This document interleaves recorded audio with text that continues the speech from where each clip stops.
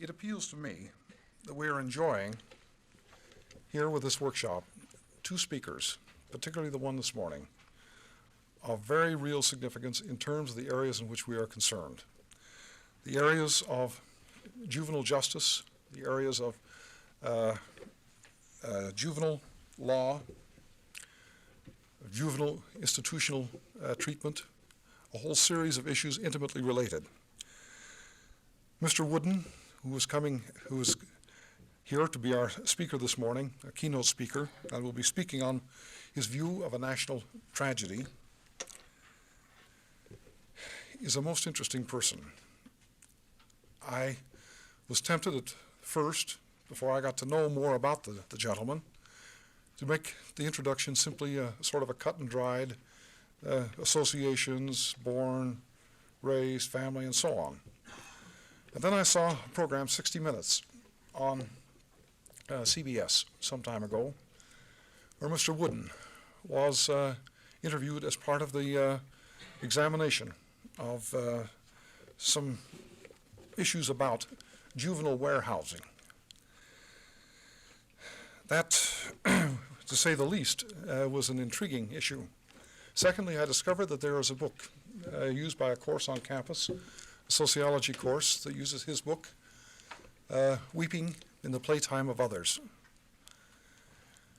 And so I got the book and read it. And I don't know when I have been more disturbed in reading a book, but it was a truly obscene book. Obscene in the sense of what we can do as individuals, as a society, to people who are essentially defenseless in a whole series of areas.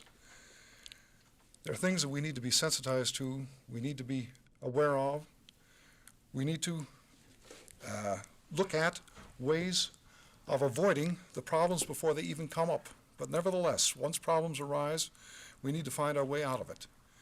And in my introduction of Mr. Wooden, I would like to read a passage from his textbook. I betray my antecedents, his book. A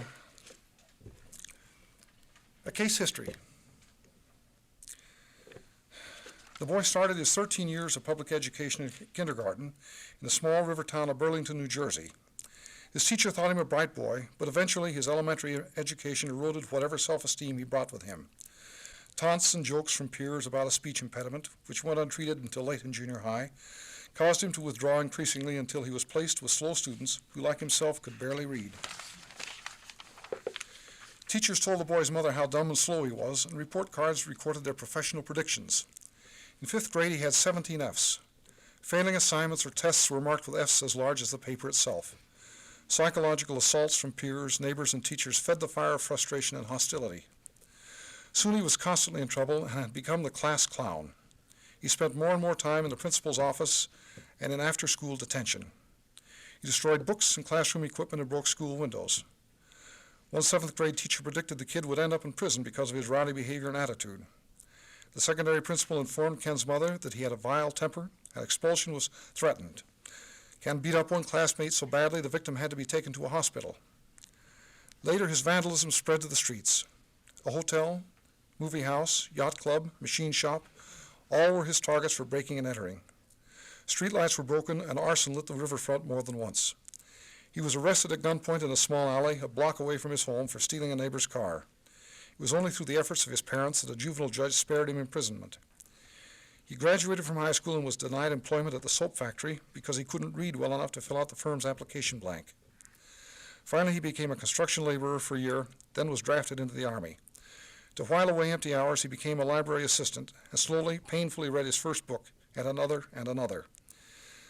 After 2 years in the service, he went back to his high school and said he wanted to go on to college. They laughed at him. His new wife didn't laugh, however, and helped tutor the young man until he graduated with honors from Glassboro State College in 1962.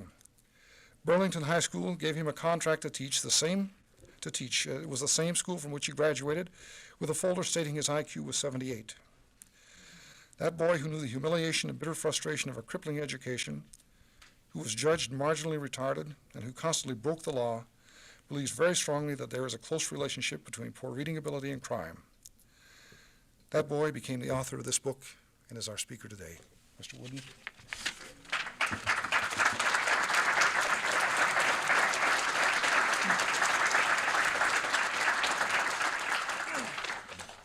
Thank you very much. Can you hear me okay?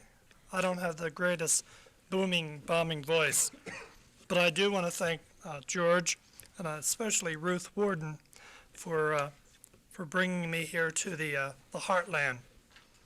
And I hope the message, and especially the poetry that I'm about to read to you, will reach the land of your heart. To tell you where I'm coming from, though, first of all, and to tell you why I wrote the book, to give you some perspective of my philosophy, to give you some perspective of my agenda, both hidden and out in the open, I'd like to tell you a story that was passed on to me by my 24-year-old cousin from County Donegal, Ireland, and then why I wrote the book. My mother and her people came from Ireland, and we're very proud of that fact. And if anything, when I was having a very difficult time struggling through school and, college, the Irish heritage and poetry of Ireland and the history of Ireland and the fight for freedom among the Irish had a great effect upon me, and it gave me something to hold on to. It gave me roots and identity. So when we brought my cousin from Ireland over 2 years ago, it was a very emotional thing and a very beautiful thing. And he was brought over for a couple reasons. One, because we had a lot in common, and two, because he was in a little bit of trouble. His trouble, unlike my trouble, was aimed at a political oppression and not an educational oppression. But he told the story, and the story is currently making the rounds of Ireland, and I tell it to you so you know where I'm coming from, professionally, politically, personally. Brian Faulkner, the former Premier of Northern Ireland, died and he went to heaven. And St. Peter looked up and he said, "Mr. Faulkner, you're not getting in here. You've been responsible for a policy of oppression. Your political ambition divided a good people and brought about destruction and death. You'll never get in here." So he left. And then Edward Heath, Prime Minister of the United Kingdom, died, and he went to heaven. And St. Peter looked up, he said, "No way," he said.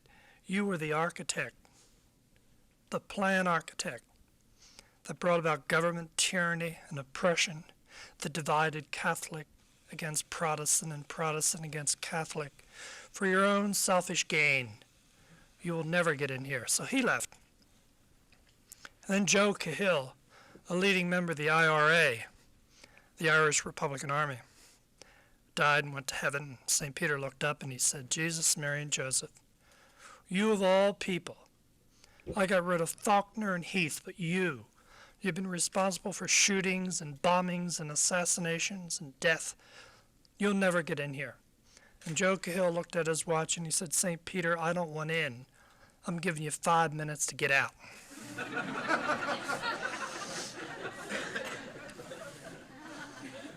Well, I don't want in juvenile justice. And judging from the reaction of some professionals, my chances of getting in probably borders on Joe Cahill's chances of getting in those pearly gates. I'm just someone who served on a governor's commission in New Jersey and took a look at the reading programs of New Jersey prisons because of my own background. And I, too, was educated to the fact that 60% of all kids locked up in New Jersey were locked up for non-criminal acts. And that really blew my mind because, when the judge took me into his chambers and there was no plea bargaining, when he told me in no uncertain terms that my ass would go away if I did one act, one solid act, again, of doing anything wrong. I believed, until I served on the commission, that all young people locked up were kids that committed serious crimes. And when I found out that was not the case, and coming from New Jersey, where in New Jersey, the first two words they attempt to teach you in a reading class is Dick and Jane, and the third word is indictment, I had a feeling that there had to be a little bit more behind the locking up of children than man's inhumanity towards man. So without having been corrupted by any type of educational courses in research or journalism or psychology or things of that nature, being totally pure of heart and Irish of heart, I went around on my own and I looked at conditions without a biased view of any discipline, of any academic discipline, and hopefully an objective view at conditions that I found in this country. And I would like to share them with you. And I hope if this is going to be meaningful, you will share your reaction with me.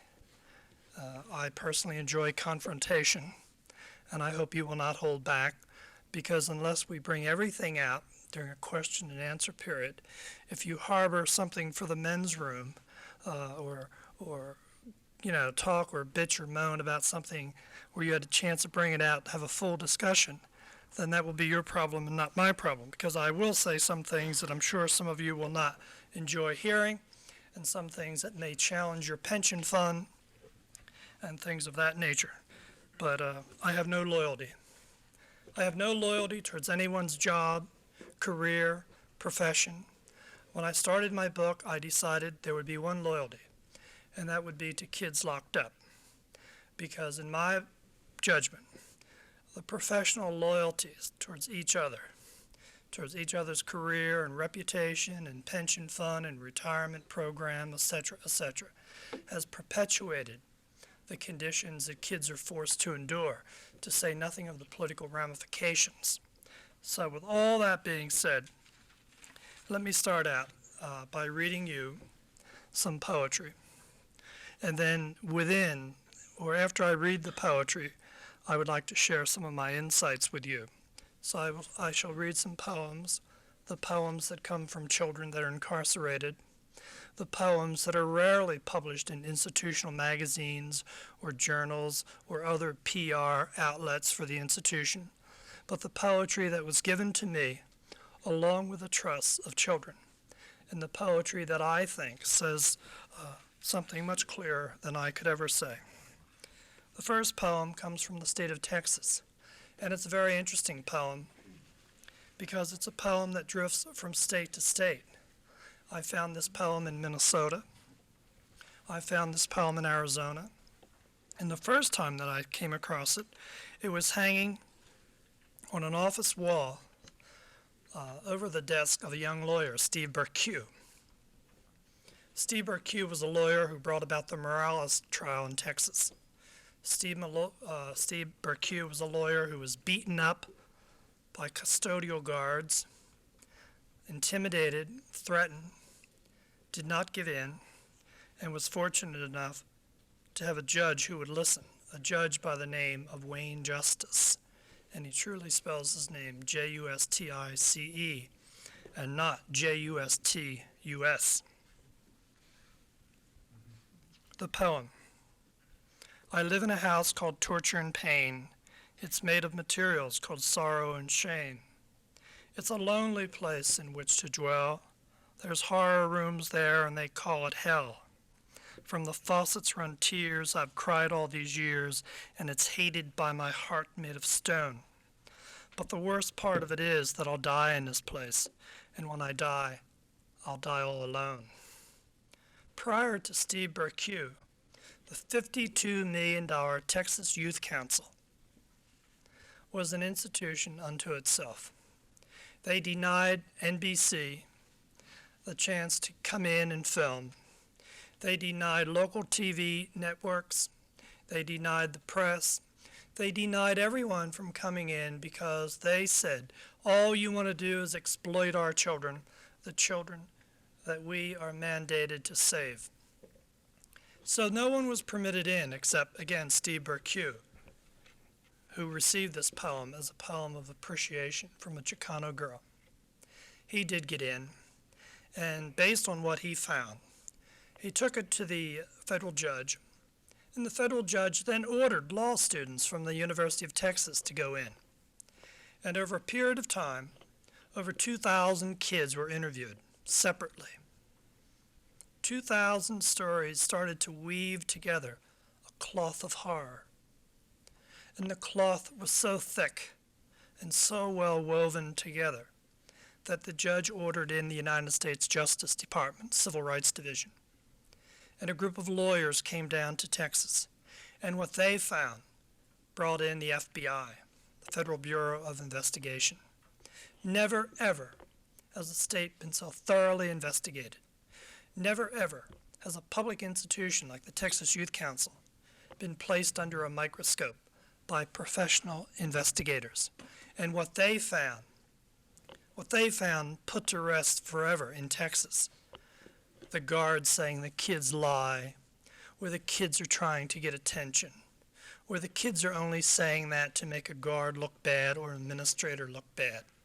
Because in a long trial in Tyler, Texas, all the evidence came out, day in and day out. It came out by the FBI, by judges, and by the kids themselves. Let me share with you two things that will always stand out in my mind as I cover that trial in Texas.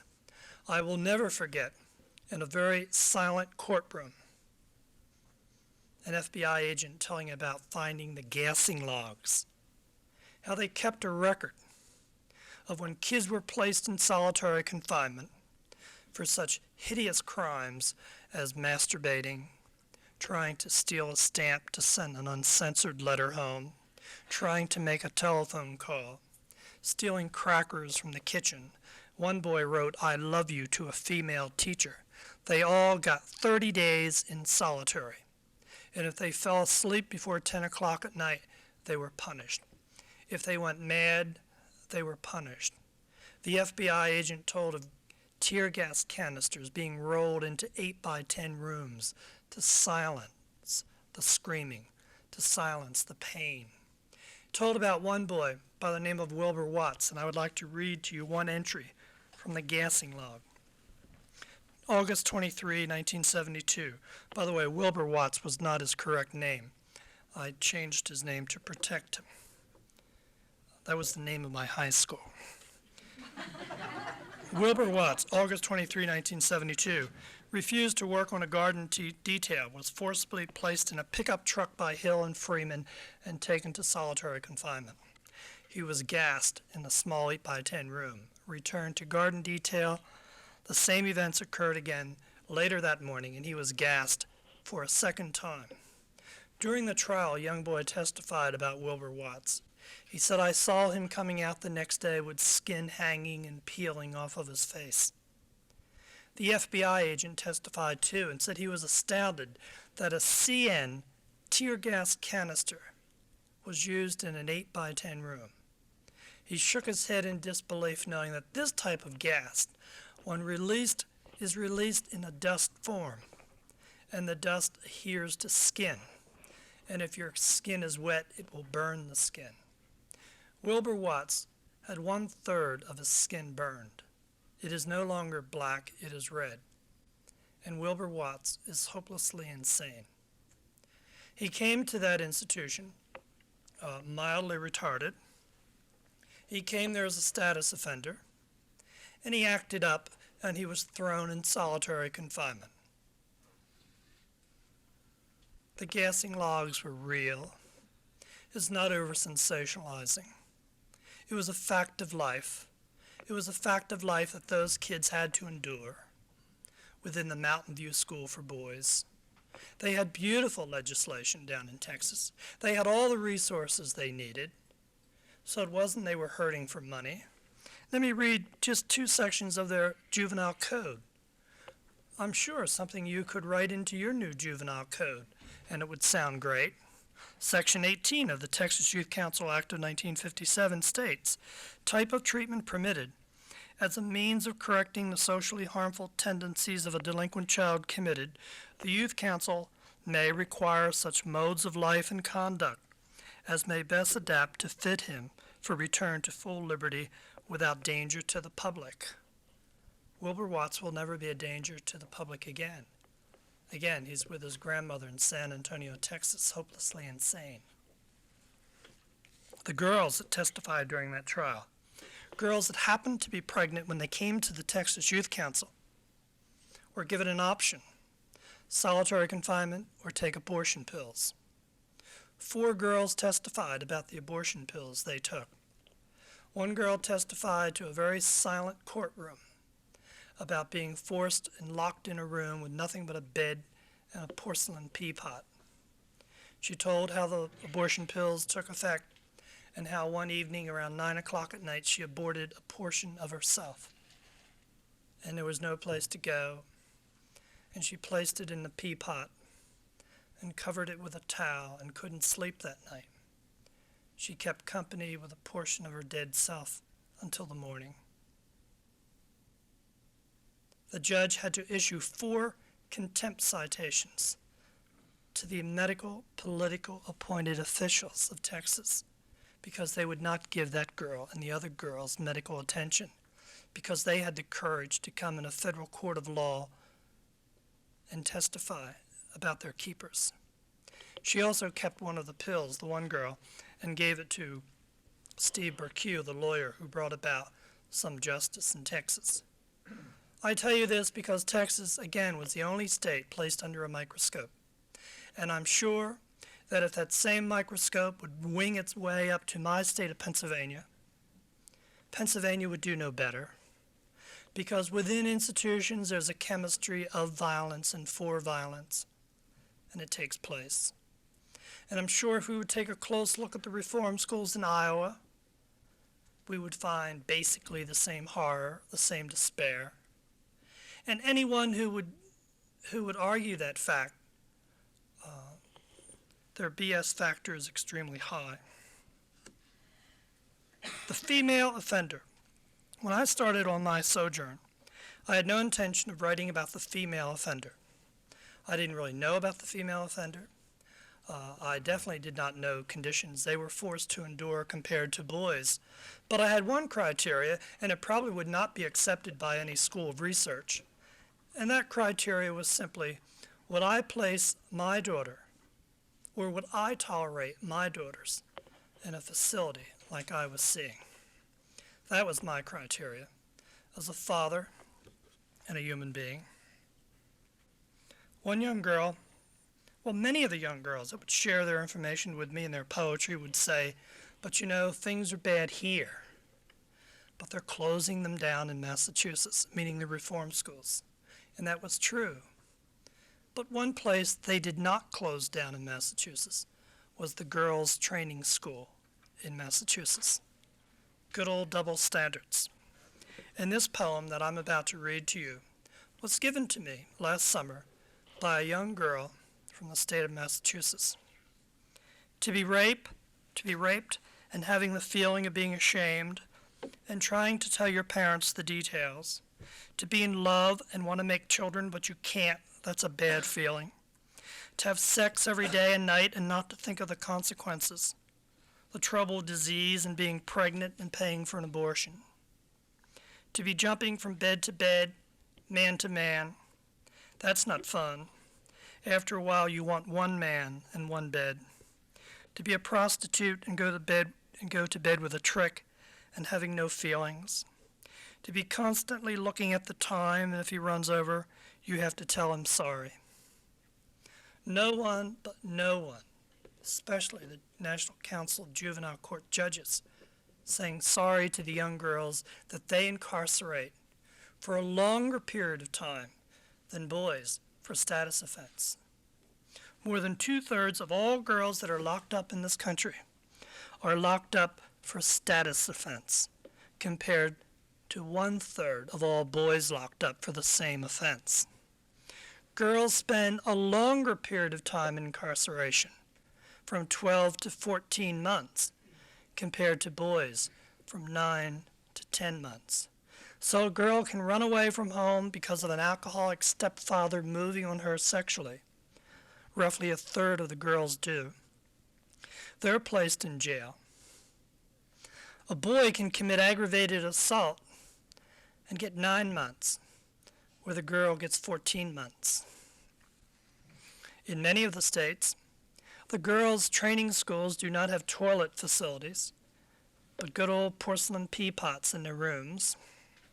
In many of the states, their high schools are not even accredited as state-approved educational institutions, whereas the boys' high schools are approved.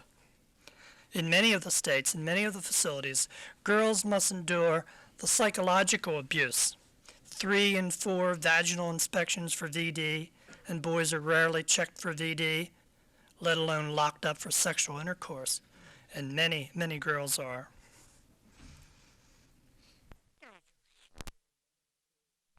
Roster, the names of the girls and when their period started, when their period ended, if not, why not, hammered on the door like a KP roster. Now, I happen to be, again, the father of 3 little girls, and during my book, and working on my book, they crossed the bridge to womanhood. And I know for my wife that that was a very personal thing, a very private thing, not something to be hammered on a door for all to see, not to have their dignity raped by such public information, nor to have their dignity raped by the use of drugs that the Federal Drug Administration has not approved for birth control. Many girls from Illinois and Texas were forced to take a drug that was not approved by the Federal Drug Administration for birth control, Depo-Provera, a drug that if it's injected in you, you cannot get pregnant for 12 or 14 months. A drug that many kids were forced to take because they would not take birth control pills for religious reasons or moral reasons. A drug that veterinarians will not use because it causes cancer of the breast in animals. A drug when confronted, when the chief medical consultant to the Illinois Department of Children and Youth was confronted by Carolyn Toll, a friend of mine, a reporter for the Chicago Sun-Times. Dr. J. Keller Mack, the chief medical consultant, said, quote, "If you didn't test the drug on somebody, you would never be able to put it on the market. I thought they might just as well test it on our Illinois girls as girls from anywhere else." Girls from anywhere else also happen to include Texas, where 900 girls and women within the mental retardation institutions were tested Depo-Provera,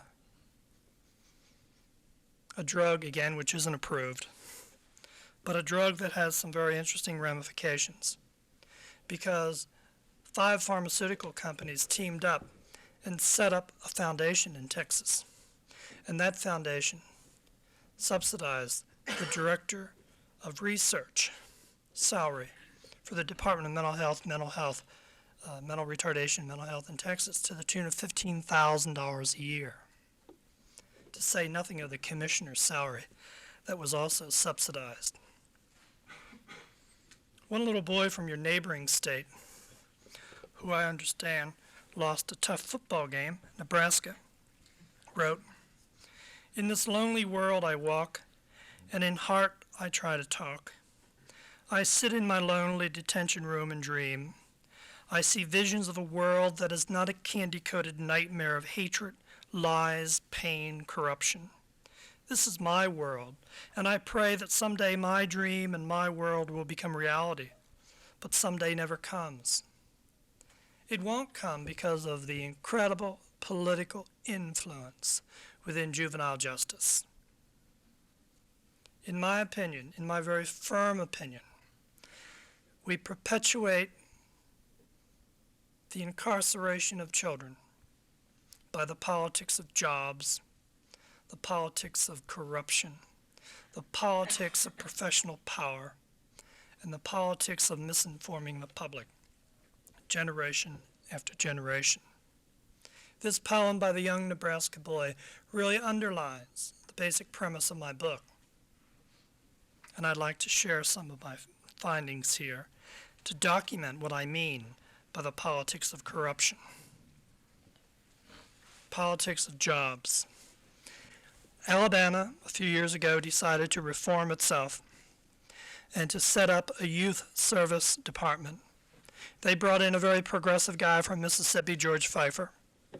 And George Pfeiffer was mandated to bring about change, to set up community-based programs, to get away from the old training schools that were failures.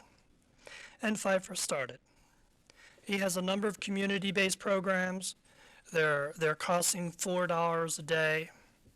In Pennsylvania, we spend $80 a day in the training schools. They're humane, they're decent, successful. He then moved on the old training school in Alabama, in Birmingham, a training school with a history of failure, with an 80% recidivism rate, a training school where they found iron cages in the cellar, iron cages that would make the Vietnam Tiger cages look like creative playthings. He said, we're going to close them down and use the money for community-based programs. And a few weeks ago, he was victim of a lawsuit. It was an unusual lawsuit. 27 elected politicians from the Birmingham area, the mayor, the city council, the county commissioners, the district attorney, the state representatives, and the state senators all joined in to sue Pfeiffer to keep that institution open. There was a quickie trial or hearing, and the judge ruled that for the self-interest of the children of Alabama, for their future education in the liberal arts and other courses of higher education and rehabilitation, that institution cannot be closed down. And he transferred that institution to be operated by a local bank. So the businessmen and the politicians teamed up to perpetuate a factory of failure in the heart of Alabama. In Massachusetts, the same thing happened to another extent. All the institutions were closed down except the girls' school. And for years, no one lost their job. Thanks to the political influence and labor influence, employees of the training schools up there reported to work every day. They guarded empty corridors and empty cells and played pinochle, had massive pinochle tournaments. And the taxpayers picked it up, $2.2 million a year to play pinochle. The total cost of pinochle playing in Massachusetts was $6.6 million. Politics of corruption. In Ohio, if you were a member of the Ohio Youth Council under the past governor, former Governor Gilligan, you had to kick back money to the State Democratic Committee. And it wasn't even subtle. It wasn't someone coming up to you and saying, hey, let's remember the party. Green computer cards were mailed out to your home. And if you were a superintendent of a school, 500 big ones. If you were a clerk typist, $10. You had to subsidize the political party in Ohio. And the director of public relations told me a few horror stories. The worst being a young boy attempted to take his life, and he would not have taken his life if there was a nurse or a doctor within that facility. But they couldn't hire a nurse or a doctor in that facility because they couldn't find one who also happened to be a registered Democrat. So those vacancies went unfulfilled. Professional corruption. I came across 5 audits that were never made published by the General Accounting Office of the Congress on a federal program called CHAMPUS, a program operated out of the Pentagon, a program which is a national mini health care program for dependents of military personnel, a program that funded 60% of institutions that never existed before the monies became available, a program that funded psychiatrists as high as $120,000 a year for the treatment of one kid 733 times. Some were not that greedy, and they went for 75 thou or 50 thou for the treatment of one kid. Some of the facilities were getting an average of $3,500 per kid per month. Could you run a shelter on that? Some of the facilities were getting $6,000 per kid per month and didn't even have physical facilities. It was camping programs. There was a program called Green Valley in Orange City, Florida. I could have waited until my book was published to reveal the Champa scandal, because I did break it. But when you come across stories and you see documentation of injecting urine into kids to cure allergies, which we all know is the heart of juvenile delinquency, or the root cause of juvenile delinquency. When you run into suicide prevention programs where you buy a kid a gun if he threatens to commit suicide, and then you have the facts that one kid used the gun, and you find the voucher where the owner billed the mother for the purchase of that gun after the fact, you then decide to move. So I gave all my material to the Senate Subcommittee on Permanent Investigations and worked with two very, very good professional investigators out of that office. One was a former FBI agent. And we held hearings in the summer of 1974. We revealed a guy by the name of George von Hilsheimer, who made $1.2 million in 2 years, who was paying his staff $7.50 a week, and had $35,000 worth of silver bars in his office alone. A guy who had the most bizarre treatment model. A guy that Texas was flying legislators to after the Morales case to see if he would take Texas children. And then you witness the Comptroller General of the United States turning over evidence to the Senate that von Hilsheimer had questionable billings of $183,000. And you hear the Senate tell the Pentagon to put that file together and turn it over to the Justice Department. And then you do a follow-up because you don't really trust politicians. And you find out that there was a quiet oversight hearing. And the Pentagon testified that the material on von Hilsheimer and Green Valley was lost, that the evidence cannot be found, that the file cannot be found. And you hear the Justice Department say, we can no longer prosecute or investigate von Hilsheimer. And he's free as a bird. He will lecture on learning disabilities December 5th in Dallas, Texas. And then there was a place in Texas, a place called Artesia Hall. And I tell you this story because of the need, the crying need to tighten up licensing laws. I fear the private entrepreneurs greater than I fear the wardens of reform schools. In Texas, there was a place called Artesia Hall, owned by a character called Dr. Joseph Farrar. There was a young girl named Donna Hovert. She was a Champus child. And for the entrepreneur, Champus is clean cream. It's big money. Donna was found, I'm not sure of the circumstances, she was either petting or making love or in some type of a situation with a young boy who was also, quote, a patient, unquote. The boy was sent back to his room, and Donna was sent to solitary confinement. And Donna could not take solitary confinement. And somehow, some way, she got out, and she got rat poison from the kitchen, and she drank it.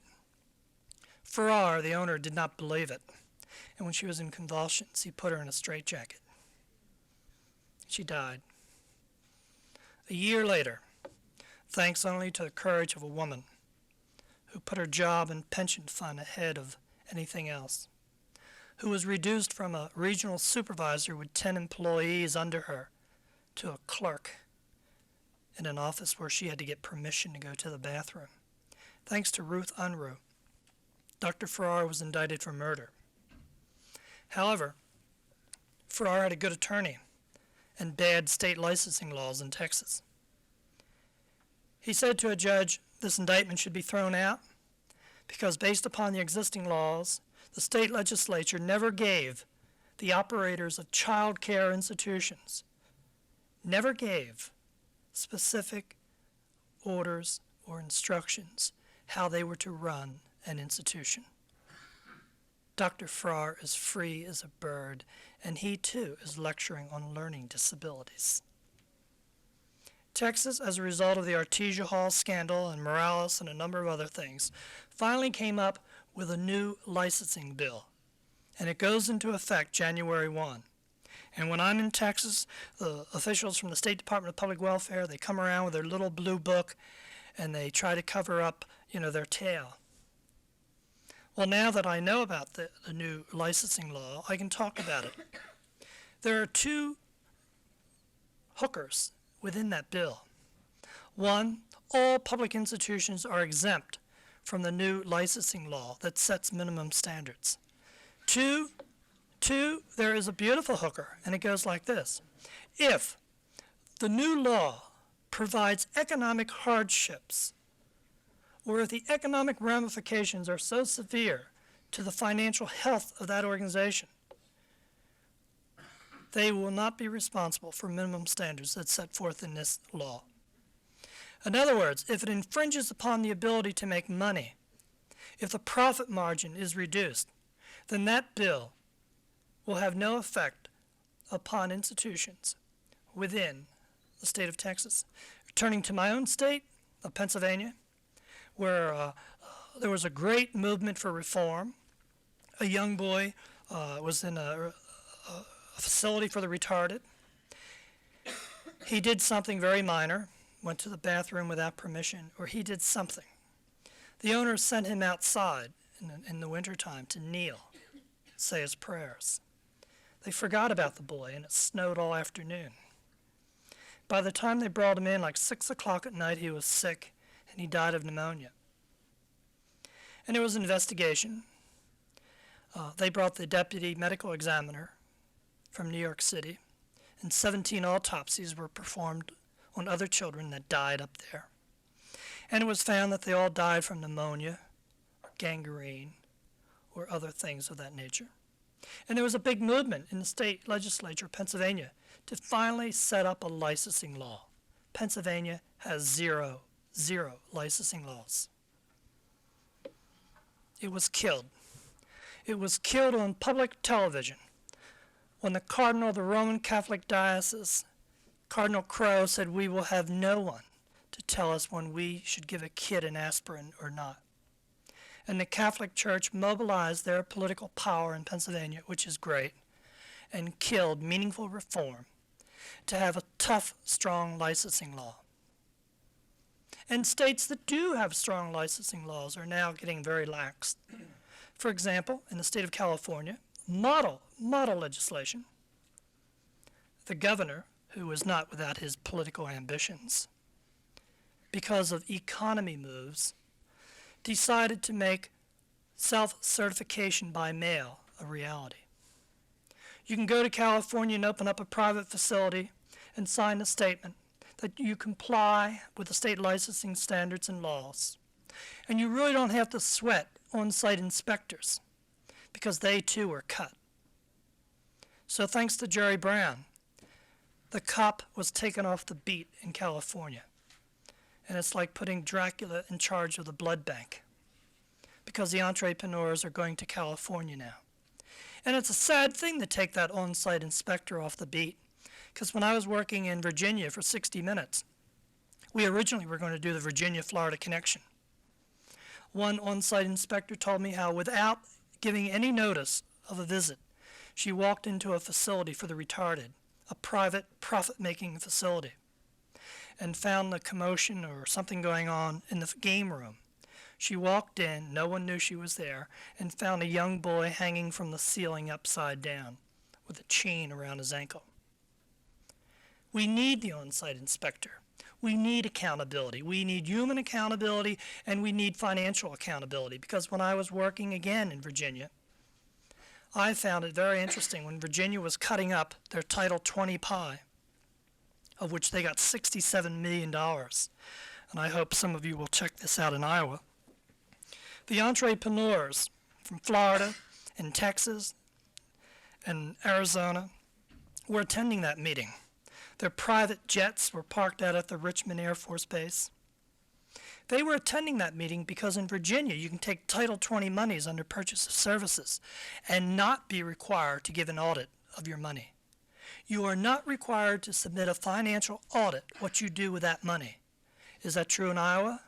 I hope not, because let me share with you what these entrepreneurs are doing with their money, purchase of services. They're not putting it out in salaries, I assure you. They're hiring young college kids and they don't want them to stay around too long. They're idealistic. They will sit down and, do group therapy sessions and take up the time with young people and get paid very little. The food is starchy. The facilities leave much to be desired, but the stock portfolio is impressive, and especially the newly acquired real estate is impressive. People that are going into private psychiatric facilities, by and large, are making a fortune, and they're putting their money into real estate. They're not putting it into treatment programs. They're not putting it into staff. They're not putting it into shelter-type homes. They're putting it into round-the-clock residential treatment, high-cost, big money real estate investments. It's a vast industry. It is huge and very powerful.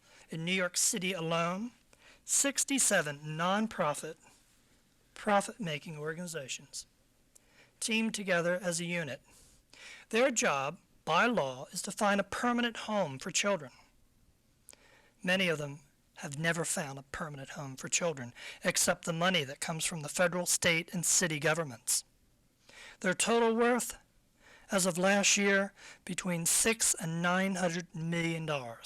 Enough money to provide them with a staff of lobbyists in Albany, New York City, and Washington, D.C. Power and money to affect legislation that may affect them. One young child from Kansas wrote some poetry for me, and I'm just going to read and then try to cut it a little short so we can have questions and answers. Wrote me this line of poetry. She was from Kansas and she was being dumped in Texas. From the cities dark and gray, they send their children far away. That poetry of a retarded child, quote unquote, opened up my eyes to the vast network, the vast business of interstate commerce of children, which led to the 60 Minutes presentation that was on the air. I have found children in old Nike missile-based silos across this country. I have found children being shipped across state lines from Iowa to Virginia, Idaho to Virginia, Virginia to Idaho. I have found children in Caribbean countries and in Central America and on islands off the Pacific coast. I have found an incredible billion-dollar industry that's accountable to no one, federal government, state government. Children from New Jersey that were shipped to Florida as high as 3 and 4 years never saw anyone from their state agency. The reason we were able to do the 60 Minutes program was because of a letter that I found in Virginia, a letter from the students, a letter that was mailed out to the governor of Florida, to the state sending agencies, especially New Jersey, Virginia, Michigan, Alaska, and a few other states. A letter that was mailed to the New York Times and newspapers in Miami, and no one responded. A letter that went into the use of a cattle prod on kids and named names. A letter that talked about forced oral sex and named names. A letter that talked about broken arms and ribs and jaws and named names. But the most eloquent part of the letter and the most damning part of the letter was the end. It went like this. But Mr. Montanari's excuse is that we're disturbed. We know we're disturbed, but we're not fools. And our state agencies are getting a pack of lies to keep us here. If you're supposed to care for us, if you're supposed to help us, you investigate. And if you investigate, you may even put a few people in jail where they belong. Again, if you're supposed to help us, you will investigate. Please, because we need help. And it was signed by all the students. Well, I'm proud that Mike Wallace responded, and Mike Wallace, with the help of CBS, did investigate. And as a result, some very interesting things are now occurring. some very interesting federal agencies are now looking at the fancy brochures that claim to have treatment, 100% psychiatric help, swimming pools, tennis courts, greenhouses, stock fishing ponds, therapy programs, field trips, etc., etc., etc. And we will see if, in fact, they have those things. If not, then for the first time in the history of this country, those people will be subject to criminal fraud, and I assure you, they're going to be prosecuted. Because for the first time, we're going to try to prosecute some people that have been ripping off kids and ripping off taxpayers and violating basic laws that we have in this country to protect adults, but have never been handed down, have never been extended to children in this country. I don't know if any of you are aware of the, I make one last point. I make a point in my book that we are subsidizing the future training of criminals. And I did a case study on my book of Charles Manson. And I received a letter from Charles Manson. He said to me in a letter, "You have seen me in the eyes of 10-year-olders. I was just an early warning." And I've seen 10-year-olders locked in solitary confinement, and in my judgment, they are an early warning. But the name that's currently making the headlines is not Charles Manson. It's Gary Gilmore from Utah, who wants to be put to death. Well, his mother was recently interviewed. She talked about her son. He was a Boy Scout. His hero was Gary Cooper. And then he did some vandalism in school, not unlike this speaker did. But unlike this speaker, his father paid for the broken windows. But a judge saw fit to send him away for a year and a half to a training school. And the mother said, that was the beginning of the end. When he got out, he built a rap sheet that included arrest for drunkenness, auto theft, contributing to the delinquency of a minor, rape, robbery, assault, rioting, and escape. She said, I feel that the thing that made Gary was the cage that he was placed in for a year and a half. That's a reoccurring theme, and I subscribe to that theory. I do not believe the evil cell is biological. I truly believe the evil cell is concrete and steel and iron. Because on that evil cell, I have seen obscenities scratched and carved, names of kids, the amount of time they were kept in solitary confinement. And the one obscenity that has always stood out in my mind, the obscenity that I would see again and again and again, I saw it on Paisano Hall when we were filming 60 Minutes, scratched on the window of the door, the main lockup door. It was a 4-letter word, and we all use it from time to time. It's spelled H-E-L-P. And that's an obscenity because we have let that obscenity go unanswered in order to protect the political asses of state legislators and judges and job holders in this country for decade after decade after decade. One last poem. This was a poem written by a young girl from Illinois who took her life. And I would like to dedicate this poem, as I did in Philadelphia, to Mayor Frank Rizzo, who teamed up with the Pennsylvania Juvenile Court judges and killed a bill last week, a bill that would have removed the status offender from the category of delinquency to deprive, a bill that would have removed kids from county jails and detention facilities, a bill that would have saved a young girl at last Easter from being placed in a county jail where she ran away from home and spent Easter Sunday being raped by the assistant warden and 2 inmates. So to Frank Rizzo and others that may fit that political mold who's blocking basic legislation for children, the poem goes, there's a crack in the earth and I have fallen in, down in the darkness where I have never been. People are looking and staring at me. I lie here and wonder, what do they see? Shall I be here forever? I cannot climb back, rotting and dying in this horrible crack. Am I alive or am I dead? Oh God, who will save me from this crack in my head?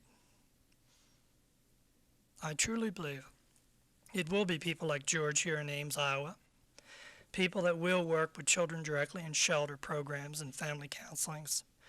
It will not be your old reform schools.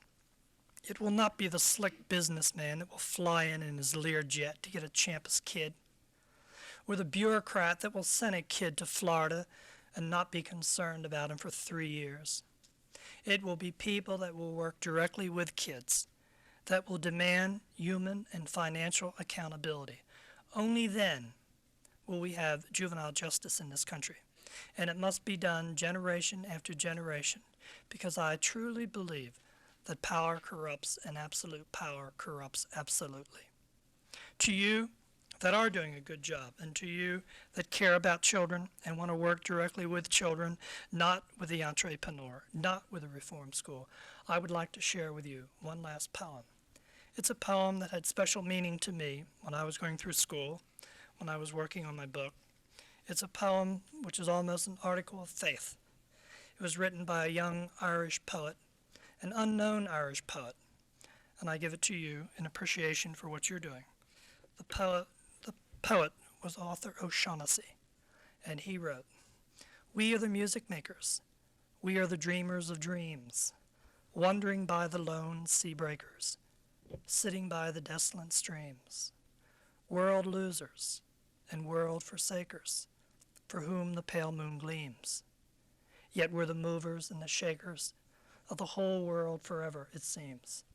For each age is an age that is dying, or one that is coming to birth." I hope, in your deliberations, that your age is an age that is coming to birth. And I hope you will be music makers and dreamers of dreams, and definitely and hopefully, when it comes to the politicians, movers and shakers. Thank you.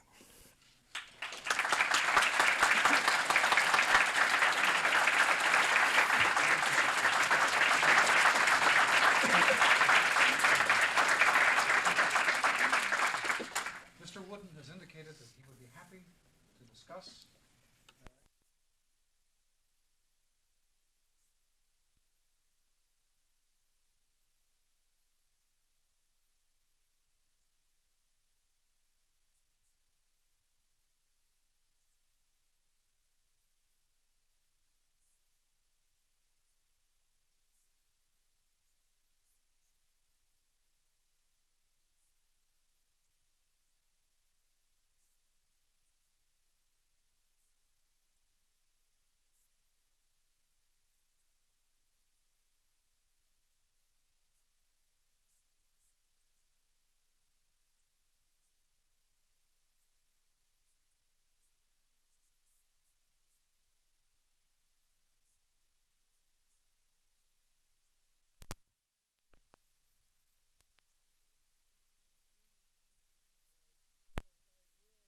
Question was, was I really praising Massachusetts for closing down their institutions? And is it a fact that Massachusetts took them out of reform schools and placed them into jails? Is that a fair interpretation of your question? Well, I do admire Jerry Miller for closing down those reform schools. They were incredibly bad. The affidavits, the materials on those reform schools were really bad. And for that, I think it's good. But where I take issue with Massachusetts and Jerry Miller, and I'm sorry I didn't in my talk, I usually do, I found the kids from those reform schools in Green Valley, Florida, under the tutoring of von Hilsheimer. I've found them in other private placements with no accountability, and in some cases worse off than in public institutions. And I think that's unfortunate. In fact, I think I did say in my talk that I fear the private placement. I fear the private placement to private profit makers and nonprofit profit makers greater than I do in public institutions. Because in public institutions, someone like myself, 60 Minutes, a local newspaper person, can go into those institutions. You have every right to go into those institutions because public money is subsidizing their existence. Therefore, you can go in and check out a story or do a story. But in private facilities, if they don't want you to come in, you cannot come in.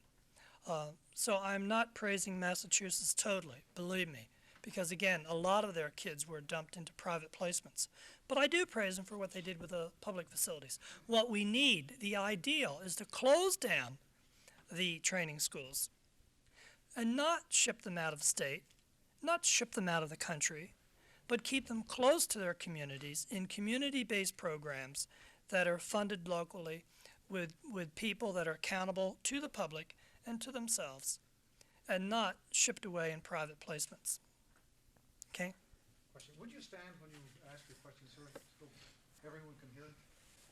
What's your reaction to the fact that Massachusetts is now in a rebuilding program with 5 new juvenile institutions? Okay. I studied all the results and all the arrest records since closing down those facilities. Harvard received $1 million in a grant from LEAA. Very thorough study. I mean, the only study that I know, a real follow-up on a reform measure, good or bad. And there has been no sudden increase in crime over the last few years. There's been, with all those kids out on the streets or in private placements, there hasn't been an upsurge of rape and arson and armed robbery. If anything, it has maintained the same. I do think it is important, and I do subscribe to secure treatment facilities for a number of children that have committed crimes. I do not want, as a private citizen, I do not want a kid on the street who committed aggravated assault, rape, murder, nor do I want that type of kid in a community-based program. I think that type of kid needs secure treatment, and I think the professionals that are being paid to do a job, surely with that type of kid, and it's only 9% of the total amount of kids locked up in this country, would have less kids to work with, would have not a mixed bag of kids to work with, and could do what they're being paid to do, what they're being trained to do, and if they can't do it, they ought to get the hell out because the job market is very demanding now, and they ought to move on. I think we could have greater accountability by having those institutions, and it's my understanding that in Massachusetts, they are building smaller, secure treatment facilities for the more violent kid. Great, but don't mix the truant with that kid. Don't mix the runaway with that kid. Don't mix the incorrigible with that kid. And also, don't even mix the kid who's supporting a drug habit and he's doing B&E and he's doing things of that nature. Why don't we do for that type of kid what they're doing in Colorado Springs and Flint, Michigan? Why don't we have a diversion program for those kids that have committed a delinquent act? In those cities, in those communities, a diversion program has been very successful. And let me just take a second and explain what I mean by a diversion program in layman's terms. In a layman's term. There's a DA called Bob Russell, Colorado Springs, who got tired of seeing young juveniles pouring into his office and prosecuting them. Because when he was a juvenile court judge, he remembered those kids coming in as truants and runaways and things of that nature. So he got together with some people from Flint, Michigan, who started the original diversion program and set up some resources and set up a diversion program there. Basically, it goes like this. You have a kid that just committed B&E, breaking and entering, and you have the goods on him. And you say, okay, sweetheart, we got it on you. You get 1 to 3 years. Trial is in 2 months or a month. We're going to give you a break. We're not going to coddle you, but we're going to give you a break. The break is this. You will not have to appear before the judge. You will not be sent away. If for the next 6 months or 8 months or 10 months, depending, you get your ass in here and you get in here with your family or what's left of your family, and we're doing family counseling. We're going to do some reading, some tutoring, and you better get in school and you better stay in school and those marks better improve, and it's on and on like that. If not, it is your decision. We have the evidence. We will bring you to trial and you're going bye-bye.